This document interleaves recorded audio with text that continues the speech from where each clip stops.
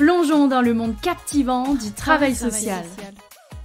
Expose ton travail social est un balado francophone international qui projette de vous faire comprendre le travail social. Je vous emmène à la rencontre de ceux et celles qui œuvrent pour le bien-être de la société.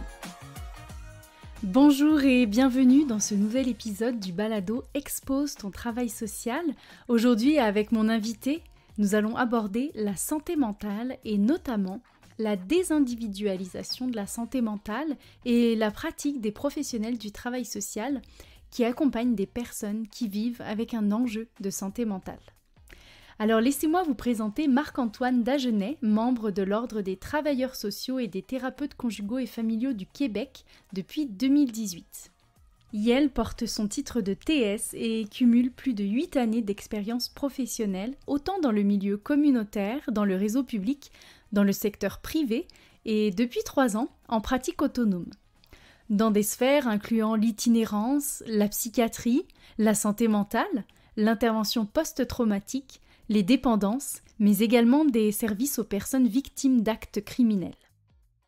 Depuis quelques années, Marc-Antoine offre également de la supervision individuelle et de groupe, en plus d'offrir différentes formations sur la santé mentale, afin d'apporter une vision humanisante, déstigmatisante, systémique et critique aux personnes qui œuvrent en intervention sociale. Son amour pour l'être humain, la justice sociale et les services inclusifs l'ont mené à articuler ces différentes pratiques dans une visée de défense des droits, de changement social et de lutte pour créer un monde plus humain et équitable. Je ne vous en dirai pas plus sur Marc-Antoine puisque il estime que c'est son propos qui est davantage important que sa biographie, alors je nous lance tout de suite dans la première question.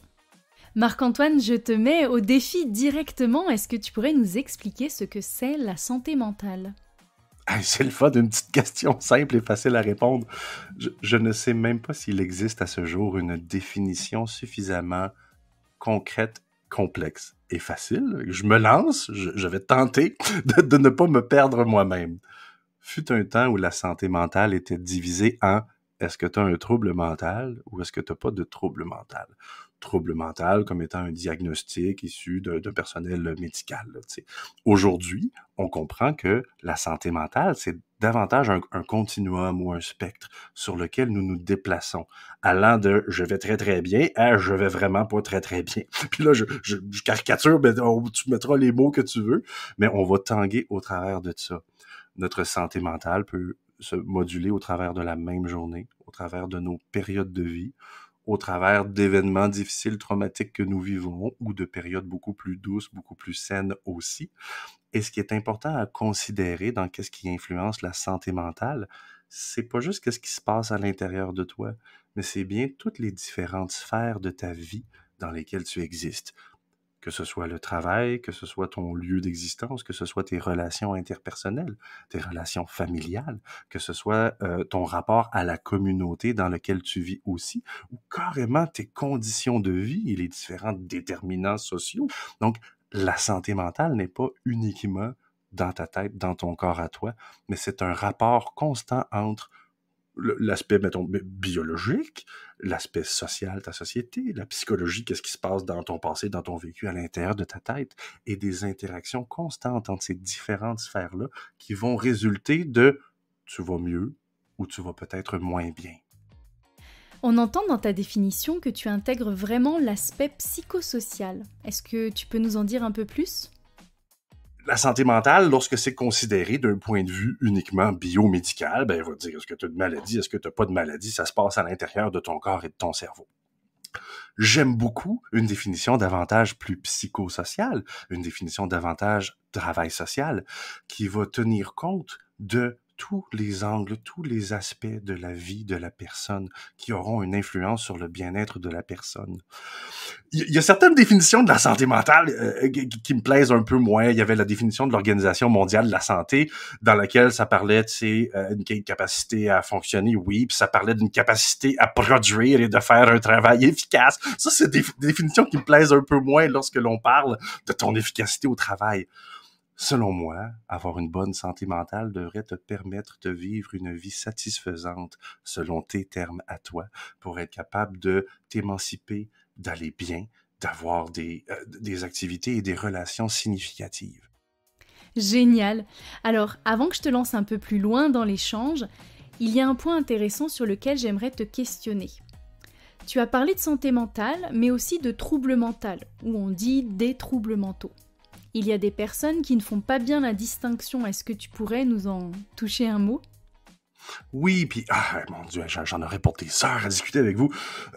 Un trouble mental est diagnostiqué par des professionnels de la santé, dont des médecins, dont des psychiatres, et le tout s'appuie sur un gros livre qui s'appelle le DSM, le Diagnostic and Statistical Manual, qui est un gros livre qui a été créé il y a peut-être une 70 ans. On est rendu au tome numéro 5, et ça répertorie tous les troubles mentaux et les symptômes possibles à avoir afin d'avoir ce diagnostic. Donc, quand on parle de trouble mental, c'est vraiment quelque chose qui est diagnostiqué. On peut avoir des souffrances mentales sans que ce soit un trouble mental, bien évidemment. Et je vous invite à aller lire sur l'histoire. C'est né quand, ça, les DSM? Ça vient d'où, la notion de trouble mental? Le DSM était la première tentative aussi bien orchestrée d'être capable d'avoir des bases communes pour être capable de diagnostiquer des maladies mentales. Et le tout est arrivé un peu après je pense que c'était entre les guerres mondiales, où est-ce que ils ont réalisé qu'il y avait des soldats qui revenaient puis qui allaient vraiment pas bien, même s'ils étaient en forme physiquement. Avant ça, la notion de maladie mentale était très associée. Il y a sûrement quelque chose dans le corps qui marche pas. Et ils ont réalisé qu'il y a des gens qui avaient vécu des chocs de stress post-traumatique, qui s'appelaient pas comme ça avant.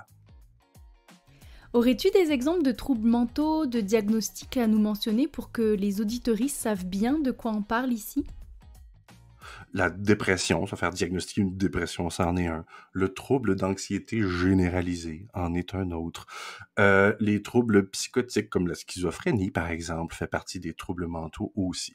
Il y a, puis les classifications ont changé durant les années. Là, dans le DSM numéro 5, j'ai pas les chiffres exacts, mais on doit être rendu à, je sais pas, 600-700 pages et des centaines de troubles mentaux, alors que dans le premier DSM, il y en avait une trentaine. Merci, alors je reviens un peu sur ma question. Est-ce qu'il y a une distinction entre troubles mentaux et la santé mentale ? C'est tellement une bonne question, parce que ta santé mentale, elle peut aller très bien, elle peut être très positive, ça veut pas dire qu'il y a des souffrances, et s'il y a des souffrances au travers de ta santé mentale, ça veut pas dire que ces souffrances-là ont été diagnostiquées et sont médicales ou psychiatriques aussi. Merci bien, alors je vais mettre des liens dans la barre d'informations si de votre côté vous souhaitez aller un peu plus loin au sujet des troubles mentaux spécifiquement et de la santé mentale. Et justement, en parlant de cette dernière, cette fameuse santé mentale, selon toi, qu'est-ce qu'une bonne santé mentale ? Selon moi, avoir une bonne santé mentale devrait te permettre de vivre une vie satisfaisante selon tes termes à toi, pour être capable de t'émanciper, d'aller bien, d'avoir des activités et des relations significatives. Ce qui est intéressant, c'est que tu peux avoir des diagnostics de troubles mentaux et quand même aller très bien, avoir une très belle vie. Tu peux ne pas avoir de diagnostic et avoir des souffrances en santé mentale très poussées. Et ce qui est important, c'est de considérer que la santé mentale ne se passe pas qu'à l'intérieur de toi-même. Selon moi, la santé mentale est une responsabilité qui est collective. Les enjeux sont collectifs et tout dépendant des différentes relations que tu as, des sphères de vie dans lesquelles tu évolues, ton travail, les amis, la famille, la communauté, tout ça peut venir moduler ta santé mentale. Donc, ça implique que l'accessibilité au logement va influer ta santé mentale. Les oppressions systémiques peuvent nuire à ta santé mentale. Les différentes formes de violence en société aussi. Et ta santé mentale, elle fluctue. Elle peut fluctuer au travers de la journée, au travers des semaines, au travers de tes étapes de vie. Et pour l'analyser, nous devons avoir le regard le plus complexe et ce regard le plus complexe devrait amener des solutions qui sont tout aussi complexes pour aider les individus à ce que leur santé mentale soit suffisamment bien pour que ces personnes-là puissent vivre dans la dignité et dans le bien-être. C'est très important d'avoir une vision complexe, systémique et sociale de la santé mentale et non pas une conception uniquement individuelle de la santé mentale, d'où l'importance de désindividualiser la conception de la santé mentale. Eh bien justement, Marc-Antoine, plongeons dans le sujet principal, le titre de cet épisode. Qu'entends-tu par désindividualiser la santé mentale, ou dit d'une autre manière, la désindividualisation de la santé mentale ? Tu sais, je commencerai par nous rappeler qu'on vit dans un monde où est-ce que la santé mentale est souvent une composante qu'on va nommer comme étant individuelle.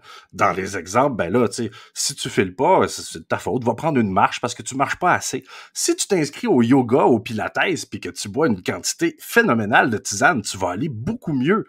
Cette espèce de, ces petites phrases individualisantes qui nous font sentir comme si c'était exclusivement notre responsabilité d'aller bien, alors que nous sommes des individus complexes existant dans une société complexe avec plusieurs sphères.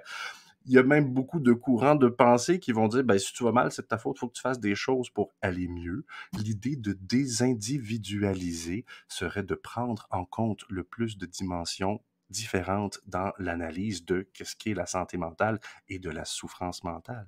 Ça veut dire que les réponses ne doivent pas être uniquement individuelles. Par exemple, ça ne peut pas être que de l'intervention individuelle. Au sein des interventions individuelles, les réponses ne peuvent pas être uniquement de dire à la personne d'aller prendre des marches, de boire des tisanes et de faire des exercices de respiration. Parce que, par exemple, une personne qui vivrait de la violence conjugale et qui vit énormément d'anxiété à cause de ça, il n'y a pas une quantité de marches en forêt ou de tisanes qui va aider cette solution-là. Donc, c'est une réflexion collective à avoir dans nos analyses, dans les réponses aux besoins de la population, dans les différents services que nous offrons et qu'est-ce qui se passe à l'intérieur de ces services-là aussi. Quand tu parles de réflexion collective, qui est ce collectif auquel tu penses? Ben, on en parle beaucoup de la santé mentale un peu partout, mais pas toujours d'une façon que je trouve très juste. Quand je parle de réflexion collective, c'est autant qu'est-ce qu'on entend le premier ministre dire à la télévision. Les spécialistes qui parlent à la télévision aussi, de quelle façon est-ce qu'ils parlent de la santé mentale? Quand des gens s'improvisent spécialistes aussi, de quelle façon est-ce qu'ils apportent ça? Dans les réponses que nous nous donnons collectivement, même entre nous, de quoi on parle lorsqu'on parle de santé mentale? J'entends tellement souvent des gens qui vont minimiser les émotions des autres en disant, ah, ben, toi, c'est parce que t'es trop anxieuse, dans le fond, si tu te sens comme ça. Puis tu penses pas que t'exagères un peu, c'est pas si pire que ça, ta job, dans le fond. Ou, ben là, faut que t'endures, puis faut qu'on continue pareil, puis faut qu'on arrête de se plaindre. Toutes ces petites phrases-là nous ramènent à, ben dans le fond, c'est pas vraiment important ce que tu vis, puis ce que tu vis, c'est juste à l'intérieur de toi. Dans les réponses collectives, dans les réflexions, je sais pas si on prend les milieux de travail, par exemple. Si on prend une organisation X, je n'en nomme aucune au hasard, où est-ce qu'on verrait énormément d'arrêts de travail, une immense rotation de personnel où les gens semblent se blesser psychologiquement, mais est-ce que ce sont toutes les personnes qui sont trop anxieuses, trop ci, trop ça, ou est-ce que ça se pourrait que les conditions de travail soient nocives à la santé mentale? Pour répondre à ceci, ben, qu'avons-nous? Il y a certaines règles, il existe la CNESST, parfois il y a des organismes qui ont des mécanismes de prévention pour expliquer aux gens, vous avez des droits du travail, voici comment respecter ces droits du travail, voici ce qui est du harcèlement psychologique, voici comment lutter contre le harcèlement psychologique. Ça, pour moi, ce sont des formes globales, sociales, désindividualisantes pour la santé mentale qui offrent des facteurs de protection très intéressants et très importants et qui considèrent les environnements des individus comme étant porteurs soit de bonne santé mentale ou de santé mentale qui a mal. Ok, merci pour ces explications qui ont le mérite d'être bien claires. Je voudrais juste préciser qu'au Québec, la CNESST, c'est la Commission des normes de l'équité, de la santé et de la sécurité du travail. Maintenant, plongeons un peu plus dans le rôle des travailleuses sociales dans tous ces aspects-là. Quelle est la place des TS dans l'accompagnement de la santé mentale des personnes? Et puis, si je vais un peu plus loin, qu'est-ce qui est important à considérer par les professionnels? Ah, c'est si beau comme question, puis le travail social, puis j'ai envie de dire l'intervention sociale en général, mais là, je sais qu'on parle du travail social, mais c'est si beau et complexe et polymorphe, le travail social, comme la santé mentale est, dans la réponse que j'ai donnée au début, il y a probablement beaucoup de gens qui la trouveront pas satisfaisante du tout, ma réponse, parce qu'elle est très complexe et très longue. Le travail social répond de toutes ces façons longues et complexes à la santé mentale. Tu sais, ce qu'il faut savoir, ça a été nommé un peu partout, mais le travail social, travail avec les personnes, avec les communautés, avec les familles, le tout de la naissance jusqu'à la fin de la vie. Ce qui est au cœur du travail social, qui est la reprise de pouvoir des individus, la justice sociale, la solidarité sociale aussi, ça veut dire que tout dépendant de notre rôle, on va agir sur la santé mentale de la personne, idéalement positivement, de façon différente. les travailleurs sociaux, les travailleuses sociales qui travaillent en défense de droit, mais on parle de n'importe quelle défense de droit du logement, défense de droit de la famille, défense de l'individu, ben, en défendant les droits de la personne, en luttant contre des oppressions et des formes de violence, c'est clair que la personne va avoir moins d'anxiété s'il n'y a pas des oppressions et des violences constamment qui se font. Le travail social travaille autant pour aider les familles à réparer leur système de soutien mutuel, travaille autant pour donner des environnements sains aux personnes. Moi, dans mon travail individuel, je vais aider les personnes à se rappeler de leurs forces, à être capable de nommer leurs limites, de nommer leurs besoins et de lutter au travers de différentes instances, mais aussi dans leur environnement pour être capable de mettre leurs limites. Dès qu'on travaille en protection des individus aussi, autant en protection de la jeunesse qu'en protection des aînés, que de n'importe quelle personne qui est vulnérable, nous travaillons en santé mentale parce que nous aidons à créer un monde pour ces personnes-là qui est plus doux, plus sain, moins violent, moins dangereux. Là, j'aimerais te relancer sur les éléments importants à considérer pour et par les TS qui accompagnent dans des problématiques de santé mentale. Tout à fait. La première piste que j'ai envie de lancer à tout le monde, c'est demeurer constamment critique des construits sociaux que l'on vous impose et à l'école et dans les milieux de travail. Très souvent, nous apprenons en fait des construits extrêmement stigmatisants et individualisants et biomédicaux et nous devons sans cesse remettre en question les discours dominants de c'est de ta faute si tu vas mal ou de considérer que la personne est définissable par son diagnostic ou de donner uniquement des réponses individuelles. Nous devons rester extrêmement critiques. Ensuite de ça, c'est de toujours se rappeler que la personne est un être complexe, unique, avec plein de forces, avec plein de capacités, et que c'est avec ceci que nous travaillons. Ne jamais oublier de faire une analyse complexe, systémique de la situation de la personne pour avoir la réponse qui est appropriée et qui est unique à cette personne-là. Donc, toujours bien s'adapter. Et au final, j'ai envie de dire, nous devons garder les intérêts de la population et des personnes que nous aidons comme priorité et non pas les intérêts et les besoins des institutions pour lesquelles nous travaillons. Et souvent, il y a une grosse différence. L'exemple concret, c'est quand on se fait pousser plein de dossiers, il faut qu'on aille vite, il faut qu'on baisse les listes d'attente. Ça peut mener à des comportements en intervention qui peuvent aller carrément à l'encontre de notre code de déontologie, mais notre vraie allégeance, c'est envers la population et les personnes que nous aidons, et on doit se le rappeler constamment parce que nous avons des pressions constantes à agir, malheureusement pas dans ce sens-là. Merci beaucoup. Est-ce que je peux te demander de nous donner un exemple concret que tu as vécu dans ta pratique pour bien illustrer tes propos ?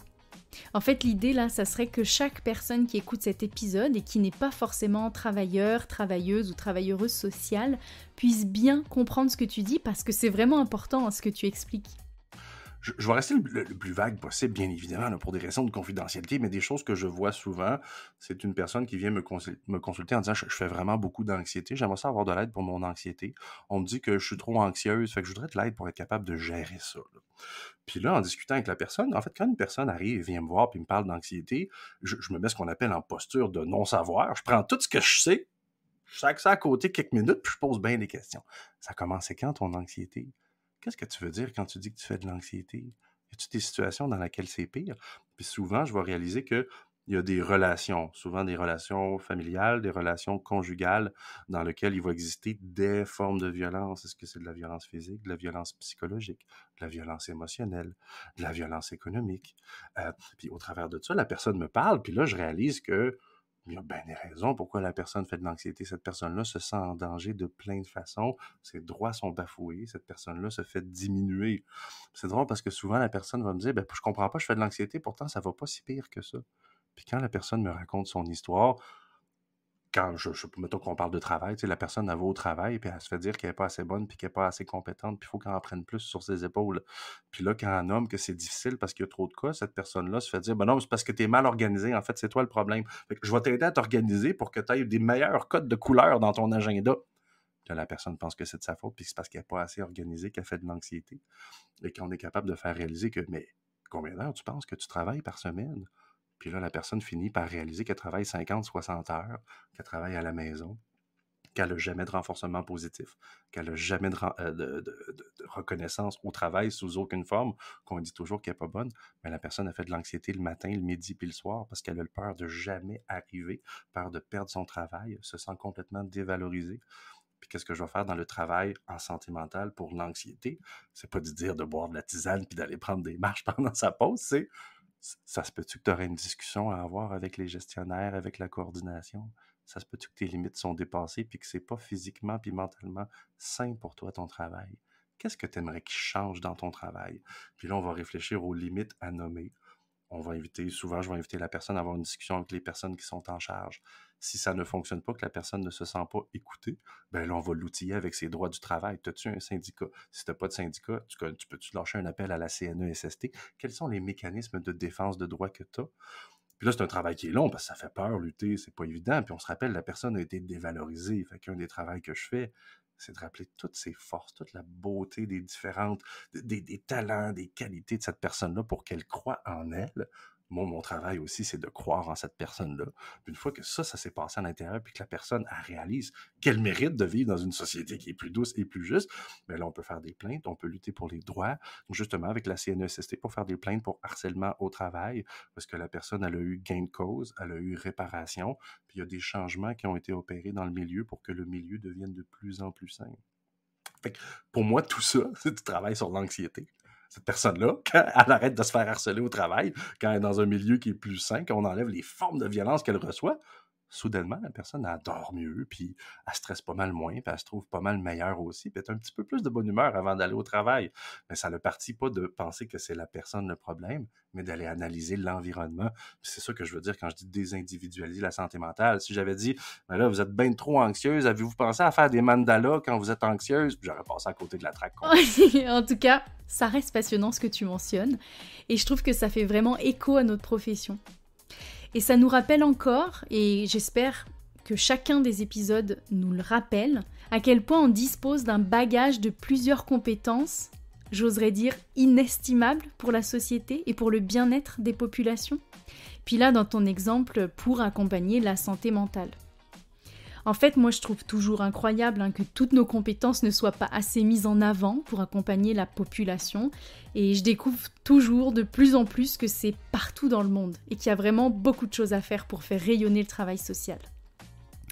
Et bien souvent, la santé mentale, ça reste dans le champ biomédical. Alors on pense aux médecins, on pense aux psychologues, et là tu viens de bien démontrer que les professionnels du domaine psychosocial, et plus précisément les TS, sont tout aussi importants pour accompagner la santé mentale. Yes. Alors, je te prends un peu au dépourvu avec cette question, mais c'est parce que tout à l'heure tu parlais du gouvernement. Mais justement, qu'est-ce que tu répondrais à un Premier ministre qui explique qu'à défaut d'avoir un nombre suffisant de psychologues pour accompagner des personnes avec une problématique de santé mentale, les envoyer chez les travailleurs, les travailleuses sociales, c'est mieux que rien. Bon, faut que je commence par gérer mon émotion. Je vais essayer de répondre à ça de la façon la plus polie possible. Ce que j'ai envie de dire, en fait, c'est que pour plusieurs raisons systémiques, historiques, qui seraient compliquées à exister, le rôle de l'intervention sociale au sens large est méconnu de la population. C'est méconnu au point où est-ce que c'est sous-financé. Nous parlons beaucoup de la psychologie parce que, historiquement, c'est un métier qui est très connu, dont nous parlons fréquemment. Le travail social, je dis toujours à la blague, quand on étudie le travail social à l'école, on a comme un cours qui essaie de nous faire définir c'est quoi le travail social, puis la réponse, on ne le sait pas exactement. Donc, il reste beaucoup de travail à faire connaître notre métier, mais ainsi que toute l'intervention communautaire. Puis, je pense que François Legault, il est juste pas au courant qu'il existe d'autres choses, malheureusement, alors que c'est tellement essentiel. L'intervention communautaire est partout, tout le temps, tient le Québec à bout de bras depuis vraiment longtemps. Fait que, puis moi, j'avais écrit des lettres ouvertes, j'avais écrit à François Legault, j'avais écrit au ministre Caramam pour expliquer le rôle du travail social et le rôle de l'intervention communautaire, parce que la psychologie, c'est très important. La psychothérapie, c'est très important dans plein de contextes, mais ce n'est qu'un service en santé mentale, parmi l'océan de services nécessaires en santé mentale. Et ce n'est pas en investissant seulement dans un service qui n'est pas le service pour tout le monde, puis c'est pas non plus une intention de service. C'est la fausse erreur qu'on pense, c'est on pense que le service ultime, c'est la psychologie, puis le reste, c'est en dessous. Non, c'est un spectre de services, et il y a plein de gens qui pourraient bénéficier de la psychologie, du travail social, de l'intervention communautaire, de la sexologie. Ça dépend de plein de choses, mais ce que la littérature scientifique démontre de toute façon, c'est que c'est vraiment l'alliance thérapeutique qui va faire une différence dans comment on va aider la personne. Le réel désir d'aider la personne, croire réellement en la personne et faire une analyse qui est juste et qui est complexe de la situation de la personne pour offrir des réponses adéquates. Et ça, toutes les professions sont capables de le faire, bien évidemment, mais il y a des spécificités en toutes les professions. Je ne suis pas en train de dire que c'est tout pareil, bien évidemment, tu sais. Mais François Legault, en faisant ça, il est en train de donner une réponse individualisante à la santé mentale plus qu'une réponse systémique, comme par exemple, tu sais, investir dans le loyer abordable, c'est un service en santé mentale, parce que je ne sais pas si vous avez déjà vécu sans être capable de vous loger ou de dépenser un pourcentage hallucinant de votre argent dans votre loyer, puis avoir de la difficulté à vous nourrir, mais ça cause une souffrance mentale immense. Donc, François Legault, il est juste pas au courant, ça l'aide pas. Mais oui, ça prend plus de psychologues partout, ça prend plus de psychothérapie, mais ça prend plus de tout partout, et ça prendrait vraiment plus d'investissement dans le milieu communautaire qui fait des miracles au quotidien aussi et dont nous devons parler. Merci bien Marc-Antoine. Ton explication par rapport aux aspects communautaires, ça me fait rebondir sur les épisodes 13 et 14 qui portent spécifiquement sur le développement communautaire qu'on a réalisé avec Eric, mais aussi les épisodes avec Hélène, Martin et Joran qui abordent aussi la méthodologie de l'intervention collective, ou on peut appeler ça aussi l'intervention communautaire. Et en fait, alors encore une fois Marc-Antoine, une question un peu non préparée, mais en fait tes retours me font vraiment réfléchir, et je pense que ça fait aussi réfléchir nos auditrices. En fait, en tant que TS, on peut évaluer le fonctionnement social des personnes qui ont un trouble mental à tester ou diagnostiquer, mais on peut également accompagner des personnes qui vivent avec des problématiques de santé mentale, peu importe s'il y a un trouble mental ou non. Et est-ce que tu penses qu'on pourrait évaluer la santé mentale d'une communauté, ou en tout cas évaluer le fonctionnement social d'une communauté qui vit des enjeux de santé mentale? Ah, c'est vraiment une belle question. J'aurais pas de réponse intelligente à donner. Mais clairement, si nous prenons pour acquis qu'une certaine... écoute, je vais parler, mettons, des personnes trans.